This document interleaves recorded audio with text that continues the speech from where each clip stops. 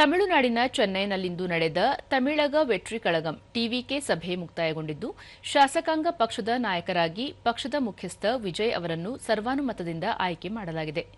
TVK ಪಕ್ಷ 234 ಸ್ಥಾನಗಳ ಪೈಕಿ 108 ಸ್ಥಾನಗಳನ್ನು ಗೆಲ್ಲುವ ಮೂಲಕ ಜಯಗಳಿಸಿ ತಮಿಳುನಾಡು ವಿಧಾನಸಭೆಯಲ್ಲಿ ಏಕೈಕ ದೊಡ್ಡ ಪಕ್ಷವಾಗಿ ಹೊರಹೊಮ್ಮಿದೆ. ಸರ್ಕಾರ ರಚನೆಗೆ 118 ಶಾಸಕರ ಅಗತ್ಯವಿದೆ. ಈ ನಡುವೆಯೇ ತಮಿಳುನಾಡಿನ ಮುಖ್ಯಮಂತ್ರಿ ಎಂಕೆ ಸ್ಟಾಲಿನ್ ತಮ್ಮ ಸ್ಥಾನಕ್ಕೆ ರಾಜ್ಯಪಾಲ ರಾಜೇಂದ್ರ ವಿಶ್ವನಾಥ್ ಅರ್ಲೇಕರ್ ಅವರನ್ನು ಭೇಟಿಯಾಗಿ ರಾಜೀನಾಮೆ ನೀಡಿದರು. ರಾಜ್ಯಪಾಲರು ರಾಜೀನಾಮೆಯನ್ನು ಅಂಗೀಕರಿಸಿದ್ದು, ಮುಂದಿನ ಸರ್ಕಾರ ರಚನೆಯಾಗುವವರೆಗೆ ಹಂಗಾಮಿಯಾಗಿ ಮುಂದುವರಿಯಲು ಸೂಚಿಸಿದ್ದಾರೆ.